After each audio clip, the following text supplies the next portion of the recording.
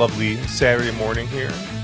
Josh with On the Wrong Lead, joined as always on You've Gotta Be Sha Tin Late Pick, Mr. Matt Carlson. Matt, how are you doing? Doing well. Recovering from some of the holidays, and still, trying to organize my house with two kids. Family tends to buy a lot of things, and nobody has respect for the limited amount of space we have upstairs. So it's taking over more and more. So, but that's okay. That's funny. And I do see the best Christmas gift you got all year just chilling there in the back. So I'm guessing you have not opened that proprietors yet. I have not. I have not yet. I've been cycling through some older offerings and some various libations throughout. So, but have not yet broken into the proprietors. So maybe we'll save that for this card because for folks on, at least for me on the East Coast, right? First race is midnight on New Year's. So what better way to ring in the New Year than by gambling on Hong Kong horse racing? There you go. Literally Yeah, drop the ball, open the gates. there That's you it. go. It's yeah, it's gonna be I don't know, like we kind of looked at this card a little bit, and um I mean we're never awake for these later races, but and so maybe at some point when we get this down pat, we'll start doing maybe some the early pick three as well that they start offering, or if they ever start offering any of the other horizontals. But I think we were talking about this, or you had at least mentioned this in the Discord a little bit about how you put these bets in, and sometimes maybe you get a chance to watch a race or two because the races are so late for you that like all of a sudden the track's playing differently, and it's like, oh, your ticket's already just like just like Yeah, boned because of the way the track's playing. yeah, you notice like everything's playing super forward. You're seeing all these horses go wire to wire, and you're like, well, didn't cap for that, so I either got to enter a different ticket, cancel my ticket, which everyone knows how that goes. Once you cancel a ticket, the trap is magically going to flip back anyway. So yeah, you're kind of playing a guessing game, or at least trying to cap for a couple different scenarios and see what happens. But one of the disadvantages of trying to bet on a race that you're not actually watching, which isn't probably the best thing to do. Yeah. Um, speaking of the holidays, um, yeah, we're lucky in that we don't have to travel much. So we've been around here, and we've been definitely, I don't know, just definitely just like thankful not having to travel this time. We had family members get sick, and plans get changed and stuff like that. But you, like you said, you're also all extremely local, right? Yeah, we the furthest away my family, we go about like a half hour away for my aunt's house on Christmas Eve, which was fun. We actually missed it last year because both the whole family got COVID, so we which was nice actually. Last year was fun because I got to make my own prime rib, sit there, and not have to go anywhere or worry about it. Um, but yeah, no, this year we went over, and it's chaos. I have some younger cousins, and so from thinking back 5-6 years ago where it was a very quiet, peaceful Christmas Eve. Now it's just chaos of wrapping paper and throwing everything everywhere and trying to figure out whose gift is what and all that. So it's fun, but it's not a vacation. I've been Yeah. off work, but it's not really a break. Doesn't feel like it. The list of stuff to do has not gotten any shorter for sure. No. Yeah, it's always funny.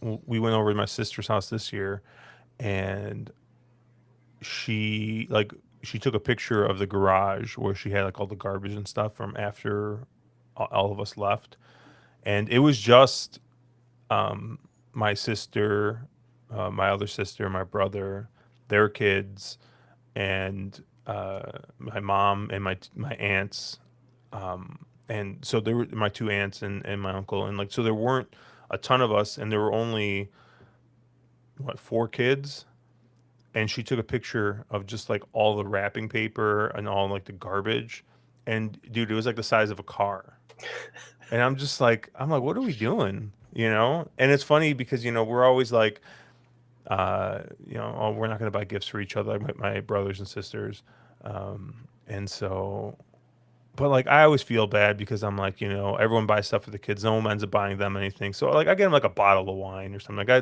think this year I did bottle of wine and scratchers for everybody. And so um we do that. And yeah, like it's just like the amount of stuff that everyone like buys the kids is just crazy. And I can only imagine like if actually hosting or having that at your house, just like the amount of just like stuff that just must be everywhere right now. So thoughts and prayers go out to you and the rest of the Carlson family on cleaning that up. And I'm sure you're gonna have a fun weekend putting stuff together and who knows what else. I think actually you did have to put something together, didn't you? Yeah, you probably still see the remnants of the play kitchen that's behind me, and I took a couple of pictures of that. I mean, this thing it's nicer than my kitchen. It has you turn the sink on and it makes a fake sink sound and it lights up. The burners actually illuminate. It's got a working ice dispenser with fake ice, and my ice dispenser upstairs leaks. It doesn't even fucking work. So, I'm gonna be using that one. I think it's sitting in the middle of my living room right now. But so yeah, we got that. My son got a bike. He's so just I mean we have our living room's chaos. It's a mess. We're just working on my dexterity, dancing around stuff every time I'm moving through the living room now. But hey, 'tis the season. So Exactly. Speaking of not messes, this late pick three here that we're going to take a look at here at Sha Tin, and like you said, this will be going off right around New Year's Eastern time. The card will start. However, the races we're looking at are going to be some of the late pick three, last three races. So uh, yeah, race 8. And we talked a little bit before about this before stream. I think there's two short prices in here that are going to be kind of hard to get around in your 4 and 1. The 4 Global Harmony and the 1 Chu Chow Spirit. Chu Chow Spirit got the best of Global Harmony last time out at a heck of a price. And they're kind of running this back. And I kind of gave I wrote ABC down for here because I got 3 horses in this race. I think the 1 and the 4 are kind of interchangeable for me. I kind of gave the 4 the slight nod just based off of the jock change. Karis Teton is a good jock. He's probably the third or fourth best jock in the colony here. But you get Mr. McDonald up here. Where's G Jet? Because I know he loves the McDonald gifs. But I, I I- I'd probably say he's probably the second best jock. So you even though you're moving from a very very good jock in this colony, you're actually moving to a better one. The only guy I can safely say is definitely better than him is Mr. Purton there. But yeah, I think that the jock change here, maybe that is your half length that you need to get on the winner here. So I went with the 4 Global Harmony. I don't think that's going to be uh, exactly going on a limb here. I think Matt, you kind of landed on the same horse as well. yeah, I mean I think Global Harmony, right? If you look at that last race, right, the one Chucha Spirit kind of had the run of it, right? It was a very slow pace. That horse was 0 for 7, I think, coming into that race, right? And so now it's picking up 6 pounds. It should be a bit of a hotter pace. Um, I think there's a lot of reasons why I probably are not going to use the 1. And I think the 4, right, because of all that, was probably against it last time. It closed off really well into a very slow pace, right? It had, you look at the times that it kind of ran those last fractions. Um, it's really good for class 3, right? They're kind of middle or on par with class 2 closing times. So if the track's playing fair or even a little bit slow, I think that 4 has the run of it, and it's probably a lone A for me. Um, I think the other horse a couple of the ones that I think you could use as B's in here. I think maybe the 6, Kaalo Angel. Just like we kind of mentioned in the intro, you don't know how these races are going to play, and I don't see a ton of pace in here. And so, I know the 6 is stretching out. It's never even tried 1400, right? It's been running at 1200. So there's questions there. It breaks from the 14 post, so that's not great. It, you know, Zach hops off, so that's not great too. Okay, so it's probably got 3 strikes against it. And because of all those reasons, I want to use it. So, um, I think just pace projection wise, if you're looking for a horse that can make the lead, um, maybe using that as a B, right? And maybe you can get a decent price out of it because of that. I think that was the only other option that I kind of saw in the race. Um, I looked a little bit at the 9 second up. Obviously, it closed off pretty well last time. Obviously, it gets sacked now, picking it back up. So I don't know what price you get on that. I think you saw you got a C on there. So yeah, um, I think it's okay, but I think for me, if it's looking to do the same thing Global Harmony can do, and Global Harmony can do it a lot better, it's tough for me to use that 9 and think it's going to do a lot better than the 4 would. So I think I was just 4 as an A and then 6 as a B, kind of coming into this. Yeah, I mean, like the only thing about the nine is the nine kind of blew the start last time out, and you get Zach aboard, and Mr. Matthew Poon is once again he's like middle of the pack type guy here. He's probably winning at like 7 or 8%, which if I had to guess off the top of my head, I haven't seen. Um, but you're going to Zach, and you kind of just start kind of putting it together, right? Like you start thinking about it a little bit. Horse missed the break last time out, was a huge price. Closed or had a heck of a kick. Now you get Zach, who's gonna get the horse out clean. Maybe that was enough to turn the tables there. I don't know. But I just thought it was interesting with Zach getting aboard what looked to be a pretty green horse. So I put him down as a C. I think if I remember correctly, I don't have I do have Speed Pro pulled up. Even though he finished second, I think Speed Pro had that last race pretty slow, if I remember correctly. I mean, no, pretty slow is not fair, but compared to what some of these other horses have done, looks a bit slow. So he is going to need to improve more than just having won that last race. He's going to have to improve more than the length here. And I mean, if you told me the horse needed to only improve a length, I think just switching to Zach is probably enough for that. But if he's got to improve like 2 lengths, 2.5 lengths, speed figure wise, I mean, he's not a magician. I mean, he's not a miracle worker, right? And I say magician, no offense to Joe Murray, who I know is not riding here anymore, the Magic Man. But yeah, I think the nine's gonna need a lot to go his own way, and he's gonna have to outkick a horse that in the 4 that has shown already that. I mean, he kicked home going 1200 in 21.72. So that's pretty damn good. Anytime you see that 21, you know the horse is closing like a truck. So Yep. so yeah, so I was 4-1 419 here. I don't think there's really any.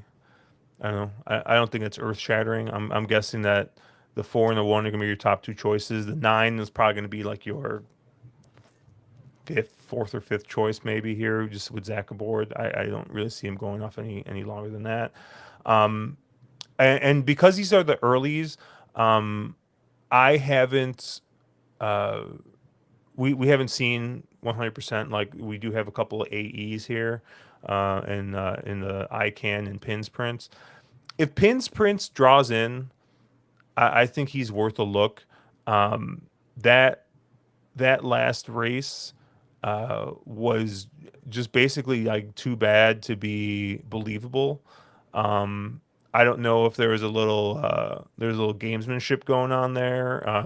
Trying to keep this horse, not have him move up too fast. I don't know. I mean, he got kind of pulled up pretty early. It was noted in the steward's report. If you look on the incident report, you can see what they basically said.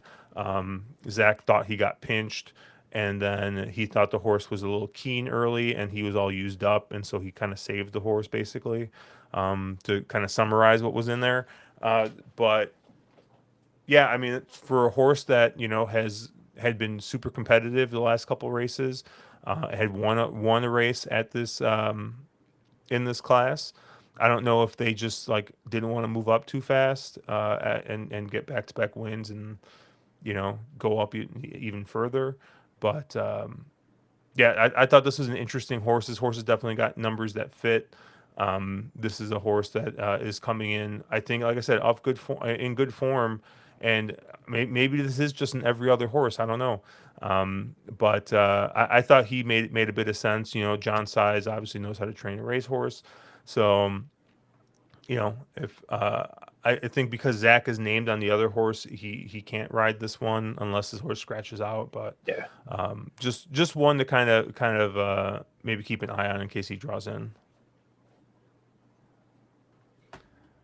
But let's unless you got anything else in that race, no. No, You that should said be straightforward. Yeah. yeah, you said it'd be straightforward, and we talked about it for 10 minutes or so. So it's not as bad as when we do the stream. Oh, so, yeah, I this is what I was going to mention earlier. If you guys haven't seen it, we did do a holiday stream. It's a little bit, we did a contest there, and Matt unfortunately was able to dodge the contest, where I challenged Caleb and a couple of guests in Matthew DeSantis, Sarah El Badwi, and Chase Sessoms to handicap 5 different races in less than 5 minutes, picked by our very own friend Bill, aka Foxhound, and I went over.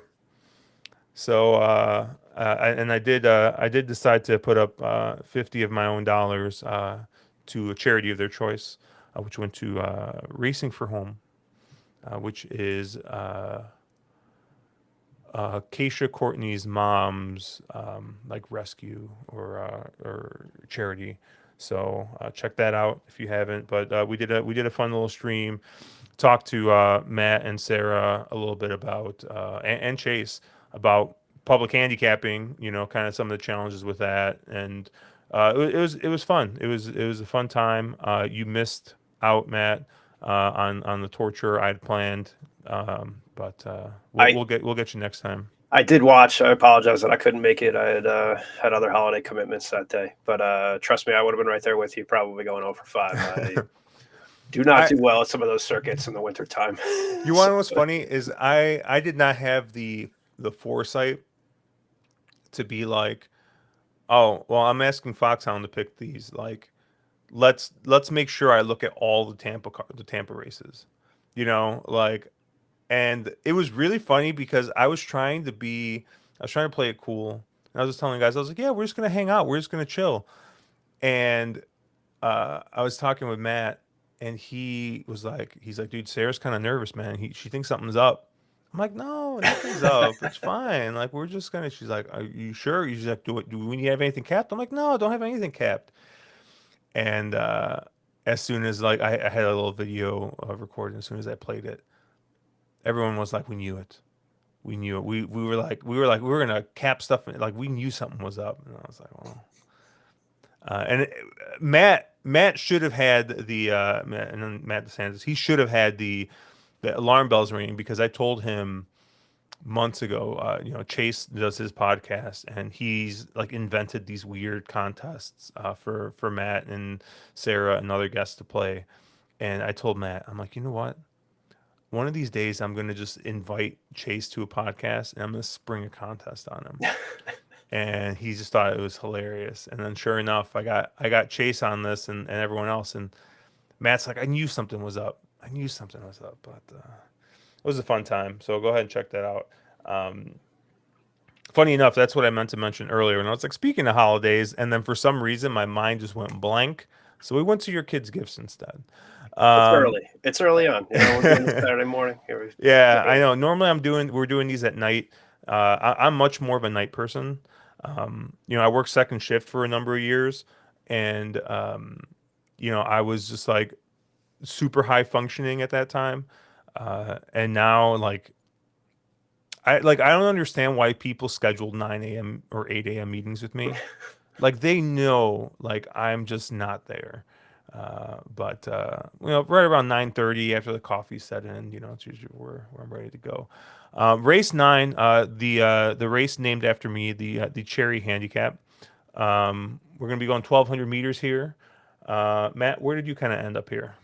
Yeah, I think the obvious choice, just to get out of the way, the number one Mugen has won two since the break. It's been very impressive. Yeah, if you follow anyone that follows Hong Kong on Twitter, they've been all abuzz about this horse because I think the closing times that it had are some of the tops in the class over the past like 5 or 6 years, right? Like they chart this stuff and it's like very well kind of coming home and in some very quick fractions. So I think this horse is going to take a ton of money, right? I mean, you're probably looking under even money, maybe even like 1 to 2, 1 to 5 area in my mind, just from how it's run the past couple. Um, I don't love those prices, but I think you can't not use it. It's been that impressive. If you're looking to get around it, it's been with the track, right? The tracks that it was running on were playing, not forward at all. So it definitely had the right run, things like that. But yeah, I mean, there's no excuse why this horse shouldn't win this race and be moving up to class two in short order. So I think that's an A for me. The other ones I like the 13 moving up. Kai Ying Rising, obviously, if you have a horse that had won on the lead, had a very strong performance, kind of showed, I'll call it those accelerating fractions, right? If you look like every fraction successively had gotten faster, that's something that's indicative to me that horse has really good ability.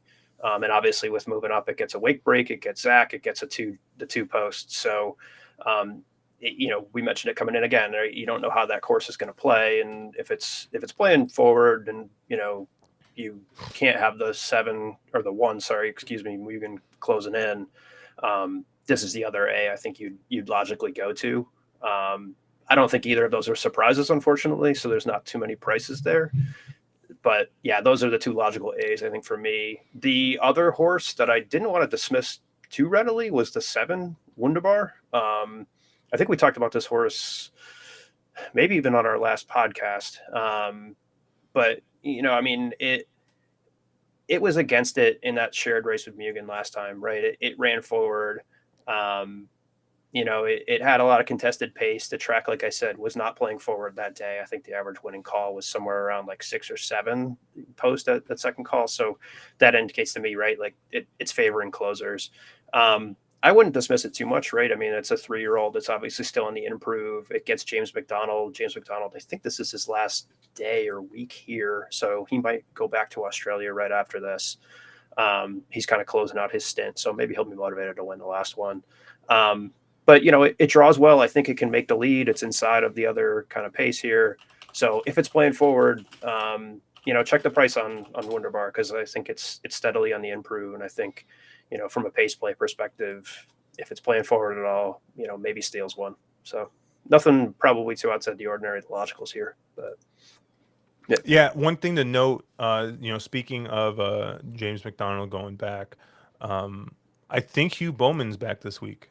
he was back on Wednesday. Oh, he's back on Wednesday? Okay. Yeah, he rode a couple races there, and I think I played him on the revenge play, and I don't know that he did all that well. Maybe I he mean, did, he was but hot to start the meet. I think he was yeah, winning at like 20% or something. yep, And I mean, he's obviously a super accomplished jockey in Australia. And I think this might be his first full year, maybe second full year riding Hong Kong. not sure, but yeah, But he fell. I think he fell off a horse and he was out for about 6 to 8 weeks. So I saw his name back in the PPs today. I didn't play Wednesday, so um, but I saw his name pop up and I was like, this is this is good news. Yeah, I mean, you basically talked about the 3 horses that I was interested in here. Um, I kind of was thinking from a price standpoint, thinking that the 1 and 7 are probably going to be 1, 2, and the 13 is going to be your third choice. Obviously, this that could all change. I'm trying to guess the board here. Maybe Purton takes all the money, but because of that, because of the price, I kind of landed on a 13, owned by Kaying Syndicate, not Happy Kaying Syndicate, which apparently owns a horse in the next race. But Yeah, I thought the 13 was pretty interesting in this spot. Obviously, won first up last time as the favorite, and won. I mean, impressively by 2 3/4 lengths, going 1,200 meters I mean, is just incredible. That's a huge win there. So obviously stepping up in class now off of that win, but he goes down in weight because he's going against better horses. So um, yeah, I thought that the 13, with the weight break, keep Zach aboard. I thought he was going to be tough to beat in this spot, but yeah, going and also, you did talk a little bit about the uplining pace figures there. I'm sure if Kevin's out there listening, he's smiling and nodding with you talking about the upline there. But yeah, I thought between the 7 and the 1, I think either of them is going to be worthy of being on your tickets, but I mean, maybe you kind of fade the one. The one's kind of been going up in weight here. So but I mean, he did win so impressively that last time out against the 7. Um, I don't know. I think the 1 and 7 are gonna be tough to beat. I'm kind of taking a stand here with the 13, who's probably gonna be your second or third choice. Um, so not exactly super creative here. I think we land on the top three choices probably here, but I think it. Yeah, I'll take a look at the odds pre-post when I put my tickets in, and you can see those obviously on the Hong Kong jockeys website. You can see the tote board and everything for all the races, and maybe we zig and zag here if the 7 doesn't take any money off that second place last time out. Maybe we bump him up to an A. Just like I said, just from a price standpoint. But yeah, when you started talking about how short you think the one's going to be, that makes me like the 13 more. But we'll see. We'll see what the public thinks. Yeah, I've been wrong trying to guess what the tote does here, and I think I've said it before. It's amazing the amount of late money that comes in on this place, given the pool size. Hmm. But there's a lot of smart money out there too, and sometimes they're wrong, which is the nice thing here. I mean, if you watch more so at Happy Valley, even if you watch late money can whiff pretty big here, and you Yeah. can get some really nice prices. So I don't know that I want to get too far outside of the favorites in that race. I think kind of when you find someone really short, they tend to be pretty smart. But if you see smart money that's 2 to 1, maybe that money isn't so smart. So keep an eye on it if you're awake and watching it. So Yeah. And then race 10 here, we're gonna be going 1,400 meters, and yeah, this was a you know and I don't know how good of an idea this is, but I always tend to be a little bit more spread in the last race. I know there's a bit of a consolation payout, so I try not to like single or even go too deep. I usually am, you know, I'm usually about three deep in the last leg, just in case you catch some of those consolations, and I don't know, um, maybe that's like not the best betting structure, but. Yeah, I don't know. That's kind of my take usually on playing it, just because there is the consolation. But my top pick in this race is actually going to be a first time runner in Hong Kong, and it's going to be the 3 Kaying Generation. And this horse, crossed the line first in a Group 3 in Ireland for 3-year-olds, and then got disqualified to second in that race. But off of that race, got purchased and shipped over here to Hong Kong. Is coming off of about a 7-month layoff here, and they're cutting the horse back a little bit. But he got pretty aggressively placed here. They gave him a pretty solid rating off the gates. And yeah, I think that he's in here with a shot. There's not exactly any world beaters, I don't think, in here. Um, and this is a horse that's already shown to have have done pretty good against some nice Irish horse 3-year-olds. So um, I think that he's going to be in here with a bit of a shot. Obviously, gets at Zenny aboard, who's not exactly had the best start to the meet, best start, but we're halfway through the meet at this point. But he's winning at about 7%. But I don't know. I thought he's been working pretty well. The clockers were pretty happy with the works and the the whatever. What do they call? Why am I blanking? What are the The races called? the Trials. trials. Thank you. The barrier trials. They've been pretty impressed with the barrier trials. Hasn't like won any of them, but I think he's been placed in one. He's ran I think four of them. So yeah, I think he's in here with a shot. And then the other A I had was the 9 green and white.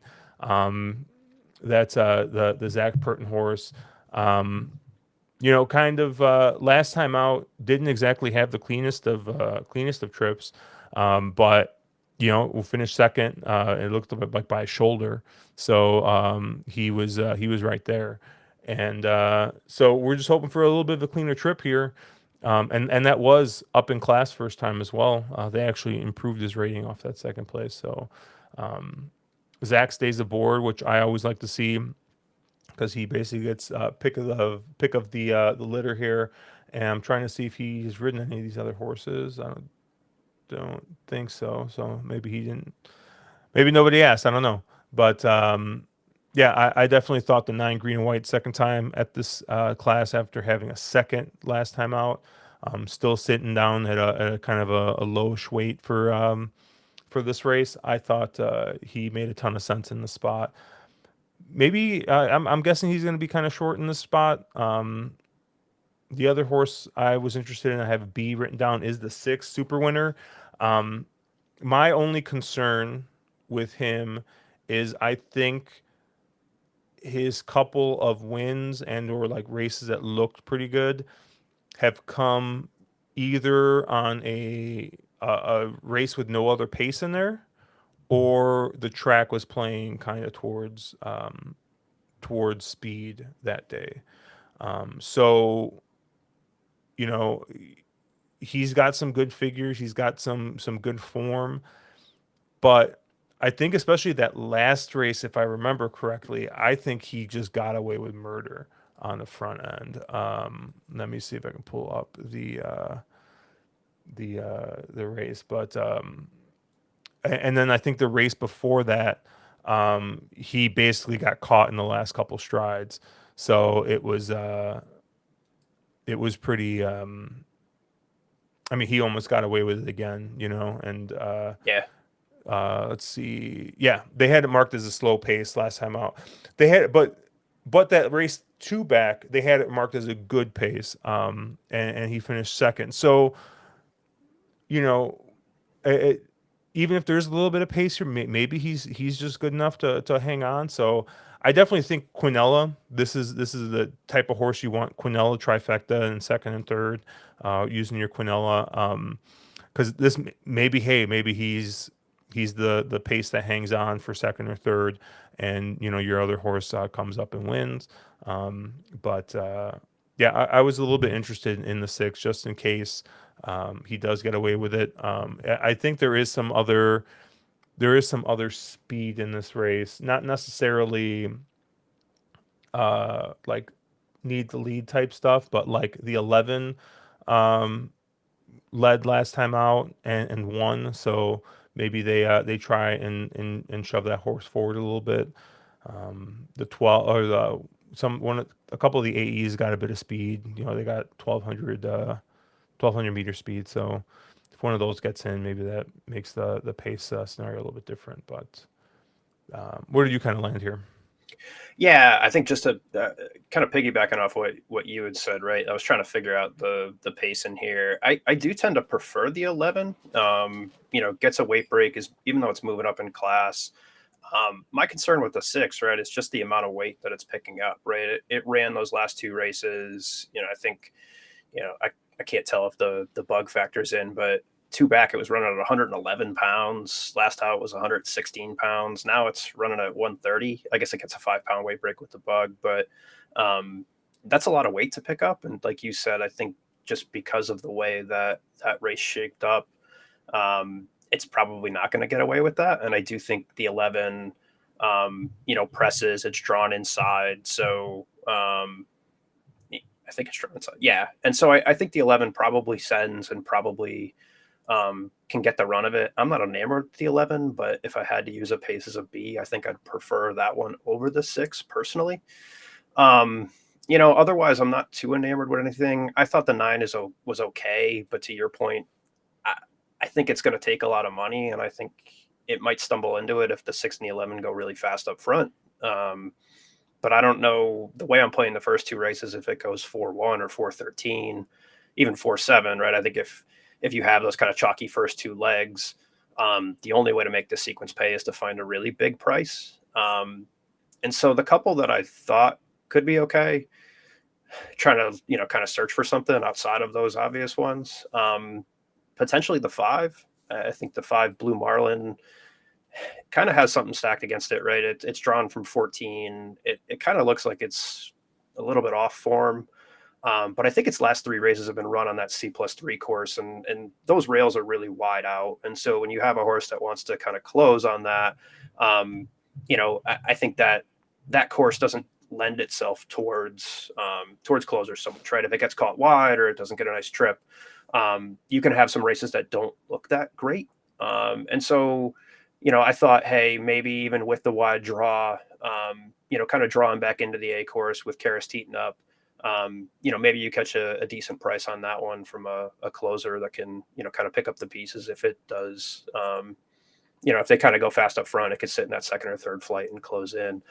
The other horse that I thought might have a chance at a bigger price is the 10 Sweetbriar. I always try and look for a horse that's kind of coming into its own, right, with the weight breaks and kind of with what goes on here.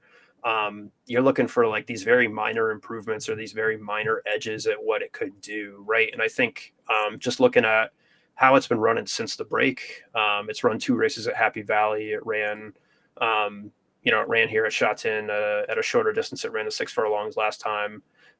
Those closing fractions look like they're getting a little bit better each time. So to me, that indicates the horse may be coming on form. It's never tried a 7 furlong race, so hey, maybe this is what it wants to do. It's a little bit of an unknown. It gets a decent draw at the 3 posts. So to me, if I'm trying to find a price and make this sequence pay, I think I'll use the 10 as an A just to which is a very price dependent thing. And that's me not looking at morning lines or seeing what that price will actually be kind of coming up front. So, I think I was the 10 as an A and the 9 probably as an A just on the setup. And then the 5 and the 11 as B's in that sequence. And like you tend to go a little bit wider in the last leg just because of that consolation payout, even though those, if you get two chalks in the first couple legs, don't really pay all that well. So, hey, there's probably some gambling strategy where we're doing the wrong thing on that. But Hmm. it's always nice to wake up seeing an extra $5 in your account and zero. So, hey, it's money. So, I will say, I think if you're gonna take a flyer in this race, and like I don't really have um,